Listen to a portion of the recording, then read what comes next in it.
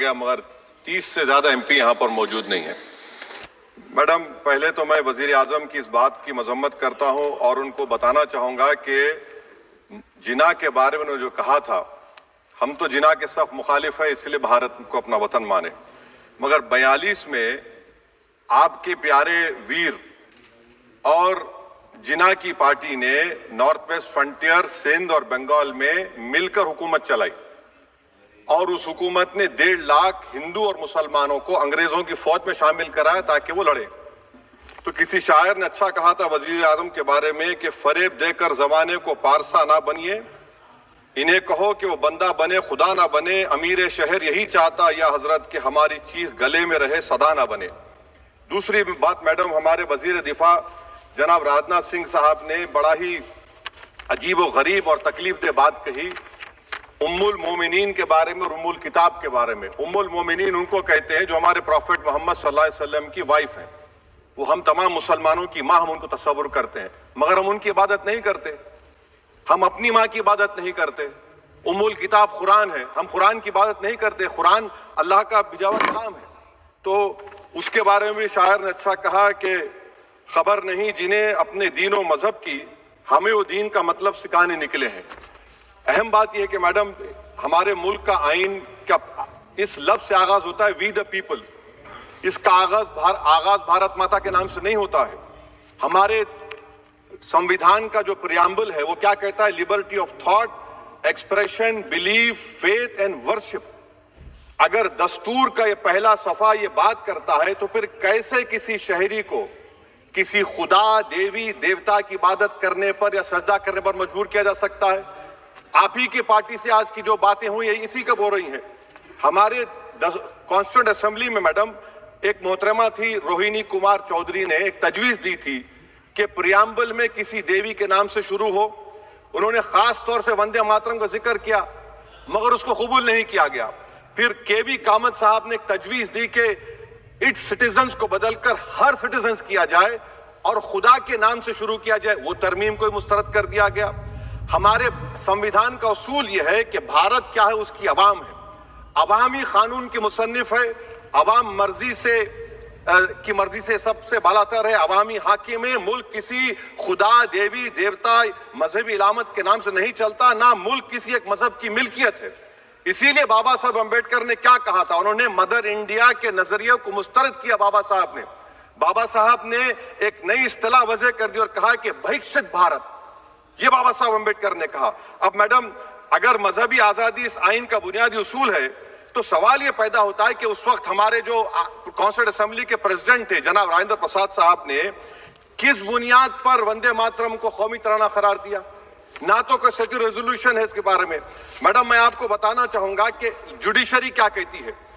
بیجو Emmanuel case ہے 1986 کا، جس میں جیہوا وٹنس نے کہا کہ میں نیشنل اینتھم کے وقت کھڑے رہوں گی، پڑھوں گی نہیں۔ سپریم کورٹ نے کہا کہ اس نے کوئی گناہ نہیں کیا۔ وہیں ایک 2017 کا کیس ہے اشونی اپادھیائے کا کیس سپریم کورٹ کا، انہوں نے کہا گائیڈ لائنز دیے جائیں وندے ماترم پر، سپریم کورٹ نے نہیں کہہ دیا۔ پھر آپ آ جائیے madam, prevention of insult act national 1971، اس میں نیشنل سانگ نہیں ہے، صرف نیشنل ایمبلم اور آپ کا نیشنل اینتھم ہے۔ پھر آپ آ جائیے 40th امینڈمنٹ آرٹیکل 51 ہے 76 میں پاس ہوا، اس میں بھی اس کا کوئی ذکر نہیں ہے۔ میڈم، میں آپ کے سامنے بتانا چاہوں گا کہ ہمارا بھارت ایک اس کا مجموعہ کیا ہے، اس میں ہندو ہے، مسلمان ہے، سکھ ہے، عیسائی ہے، جین ہے، ایتھسٹ ہے، محنت کش ہے، کسان، غریب، مظلوم اور دلت ہیں۔ مگر اگر جو تقاریر آج ہم نے یہاں پر سنی اور باہر جو سنتے ہیں، اگر بھارت کو دیوی کہنے اور اس کے آگے سجدہ کرنے تو دراصل قوم پرستی کو، وطن سے محبت کو مذہب میں تبدیل کر رہے، اور پھر یہاں پر بول رہے کہ اگر بھارت میں رہنا ہے تو وندے ماترم گانا پڑے گا۔ بھائی، یہ تو سمویدھان کے خلاف ہے، سپریم کورٹ کے ججمنٹ کے خلاف ہے۔ اگر وندے ماترم میڈم قومیت کا معیار ہے تو پھر سوال یہ ہے کہ حضرت موہانی کی قومیت کیا تھی جس نے انقلاب زندہ باد کا نعرہ دیا؟ اگر یوسف مہر علی نے quit India, Simon go back کا نعرہ دیا تو اس کی قومیت کیا تھی؟ اگر حیدرآباد سے مولوی علاؤالدین جو مکہ مسجد کا پہلا مجرم ہے کالا پانی میں، اور طوطے باز خان جو مار کر لاش کو لٹکا دیا گیا تھا حیدرآباد میں 8 دن تک، اس کی قومیت کیا تھی؟ اگر عنایت اللہ کافی جو جہاد کا فتویٰ انگریزوں کے خلاف دیا مراد آباد میں، جب ان کو 2 دن میں پھانسی کی سزا دی گئی، اور جب پھانسی کی سزا کے بعد جا رہے ہیں تو عنایت اللہ مولانا کافی کی زبان پر کیا تھا؟ وہ رسول اللہ ہمارے پروفٹ کی نعت پڑھ رہے تھے. کیا پڑھ رہے تھے؟ کوئی گل باقی رہے گا نہ چمن رہ جائے گا، پر رسول اللہ کا دین حسن رہ جائے گا. تو ان کی قومیت کیا تھی؟ مالٹا کی جیل میں محمود الحسن، حسین احمد مدنی 6 مہینے مالٹا کی جیل کی گراؤنڈ میں پڑے رہے. ان کی قومیت کیا تھی؟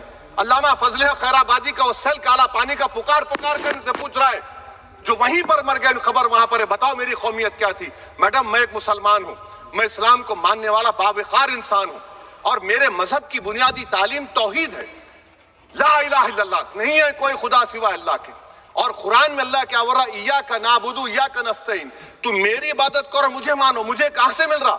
آرٹیکل 25 سے مل رہا ہے. مجھے کہاں سے مل رہا ہے؟ Liberty of thought, expression, belief, faith and worship سے مل رہا ہے. تو اس کو جوڑنا یہ بہت ہی خطرناک ہوگا. اور ہمارے پروفٹ محمد صلی اللہ علیہ وسلم جب مدینے کو گئے تو انہوں نے اس وطن کے لیے دعا کی، کہا کہ اللہ مدینے کی محبت ہمارے دلوں میں اور اضافہ کر دے، مکے سے زیادہ کر دے. تو یہ اسلام مسلمان ہونا، ہمارے ایمان میں ملک کی محبت بیچ میں نہیں آتی، اور ملک سے محبت ہے اور رہے گی ہمیشہ، کیونکہ یہ عظیم قربانیاں یہاں پر شامل ہے جنہوں نے جنگ آزادی میں حصہ نہیں لیا. آج اگر وہ وطن کی محبت کا درس دیں گے تو بڑا غلط ہوگا. میڈم میں آپ کے سامنے ایک چیز پڑھوں گا. 1937 رابندر ناتھ ٹیگور نے لیٹر لکھا سبھاش چندر بوس کو. میں صرف کسی نے نہیں پڑھا. یہ کیا کہا ٹیگور صاحب نے؟ But parliament is a place of union for all religious groups and their the song cannot be appropriate. When Bengali Muslims show sign of stubborn fanatism, we regard it as intolerable. When we too copy them and make unreasonable demands, it will be self-defeating. یہ میں اس کو لے کروں گا. Madam آپ دیکھ لیجئے. پھر دوسری طرف میڈم آپ آ جائیے. میں یہاں پر بیٹھ کر جتنے تقاریر یہاں پر ہوئے سب جن گن من پہ تنقید کیے. تو میڈم مجھے یہ کہنا پڑے گا کہ جن گن من پر آپ لوگ اتنی تکلیف کیوں اٹھا رہے ہیں؟ آخر اتنی تکلیف کیوں ہے؟ تو میں جب جا کر دیکھا تو مجھے 28 دسمبر کا آرگنائزر میگزین کا آرٹیکل ملا جس میں آرگنائزر لکھتا ہے کہ what is the moral sanction behind government choice of Jan Gan Mana except that it can be made an item of entertainment at the sumptuous parties thrown by government officials. آپ بتائیے اس کا بولیں گے آپ؟ اور پھر اس کے کائنڈ کیسا کرتے ہیں؟ It will mean we cannot love our motherhood. Madam, please. It will mean that Vande Mataram is buried alive with the word Jan Gan Mana on the tombstone. For the tomb will also be of Jan Gan Mana of the will of the people. اس پر آپ کیا بولیں گے؟ Madam میں آپ کو یہ بتانا چاہ رہا ہوں کہ وطن کی محبت ہمارے لیے بہت اہم ہے. مگر یہ بتائیے ہم کو کہ ابھی میڈم یہاں پر آنند مٹھ کے بارے میں بہت کچھ کہا گیا. میں صرف 2 مثالیں آپ کو دیتا ہوں. آنند مٹھ کے پیج نمبر 70 اور 80 کو پڑھ لیجئے. اس کے بعد سناتن جہاں مسلمانوں کے گھر پاتے تھے انہیں آگ لگا دیتے تھے. آپ پیج نمبر 98 پڑھیے. ہمیں صرف ان مسلمانوں کو جڑ سے ختم کرنا ہے کیونکہ خدا کے دشمن بن چکے ہیں. پھر آپ پیج نمبر 115-16 دیجئے. پھر مختلف علاقوں میں مسلمانوں کو سزا دینے کے لیے بھیجے جاتے، جہاں مسلمان آبادی نظر آتی جلا دیا جاتا. پھر آپ دیکھ لیجئے میڈم صفحے نمبر 120 پیج 120 بنکم لکھتے ہیں کہ صنعتیوں کو معلوم نہیں تھا کہ انگریز ہندوستان کو نجات دلانے والے ہیں. یہ آپ کیوں کر رہے ہیں؟ اب آپ میڈم میں آپ کو پیپرز دے کر دوں گا. میڈم بھارت میں ہماری آزادی اس لیے آئی اور برقرار رہی کہ ہم نے ملک اور مذہب کو ایک چیز نہیں بنایا. ہم نے اعلان کیا کہ ہماری ملک مختلف طبقات مذاہب پر مشتمل ہے. ہمارے مشترکہ تقدیر ہماری قومیت کا سرچشمہ ہے. یہ خاص زبان ثقافت مذہب نہیں ہے. اگر وندے ماترم کا متن قوم اور مذہب کو ایک بنا دیتا ہے، اگر ہم اسے ٹیسٹ بناتے ہیں وفاداری کا، تو پھر مان لیجئے کہ یہ گاندھی، امبیڈکر، ٹیگور، بوس اور لاکھوں آزادی کے سپاہیوں کی سوچ کو چھوڑ کر گوڈسے کی سوچ کی ہندو قومی پرستانہ، میڈم ختم کر رہا ہوں، ہندو قوم پرستانہ کو اختیار کریں گے. مجھے وطن سے بے انتہا محبت ہے میڈم، اور انشاءاللہ ہمیشہ رہے گی. مگر باوجود اس کے کہ میری مسجد، میری عبادت گاہ، میرے کپڑے، میرے کاروبار پر حملے ہوتے، مگر میں پھر بھی کہتا ہوں کہ وطن میرا، ہر وطن کو ہم چھوڑ کر نہیں جائیں گے. مگر حب الوطنی کا کیا مطالبہ ہے؟ حب الوطنی یہ کہتا ہے کہ وطن سے محبت ہے تو ظلم کو ختم کرو، غریبی کو ختم کرو، بے روزگاری کو ختم کرو، جبر کا خاتمہ کرو، امن کا گہوارہ بناؤ، پاکستان کی دہشت گردی کو ختم کرو، ایکسپلائٹیشن کو روکو، شرارت کو روکو، ملک کے خلاف کی جانے والی سازش ختم کرو. میڈم بھارت ایک چمن ہے جہاں پر ہر پھول کو کھلنا چاہیے.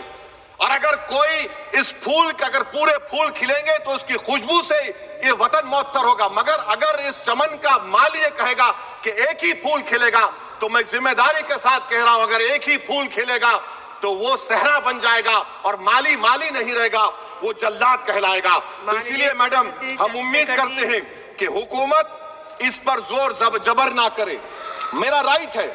یقیناً میں جانتا ہوں کہ آزادی کے لڑائی میں وندے ماترم کا نعرہ تھا، مگر اگر آپ اس کو جبر کریں گے تو یہ سمویدھان کے خلاف ہے۔ وفاداری کا سرٹیفکیٹ ہم سے مت لیجئے، میڈم ختم کر رہا ہوں، وفاداری کا سرٹیفکیٹ ہم سے مت لیجئے۔ آپ کے بزرگوں کے کوئی ایک کتاب میں لکھ کے کیا لکھا ہے بتا دیجئے، کہاں پر کیا لکھا ہوا ہے؟ تو میڈم میں اس شعر پر اپنی بات کو ختم کر رہا ہوں میڈم، میں اس شعر پر اپنی بات کو ختم کر رہا ہوں میڈم، میں اپنی بات کو ختم کر دیتا ہوں میڈم، کیونکہ آپ بہت جلدی میں ہیں کہ بھارت زندہ باد، ہندو مسلمان زندہ باد، دلت زندہ باد، عیسائی زندہ باد، آدیواسی زندہ باد، جو کسی خدا کو نہیں مانتے وہ بھی زندہ باد، اور میڈم سب پچھڑا سب آ گیا اس میں۔ تو ہم امید کرتے کہ اس روح کو آپ سمجھیں گے اگر آپ صرف اپنی آئیڈیالوجی کو لے کے چلیں گے۔ اور آخر میں میڈم جناب بنکم چندرا صاحب کے بارے میں آپ کے سامنے ڈاکیومنٹ لے کر رہا ہوں کہ انہوں نے بی اے کا ایگزام پاس نہیں کیا تھا، 7 مارکس سے فیل ہو گئے تھے، یہ بھی رکھ رہا ہوں۔ تو آپ جس کا لٹریری جائنٹ بتا رہے یہ نہیں ہے۔ بہت بہت شکریہ۔ धन्यवाद सभापति महोदय।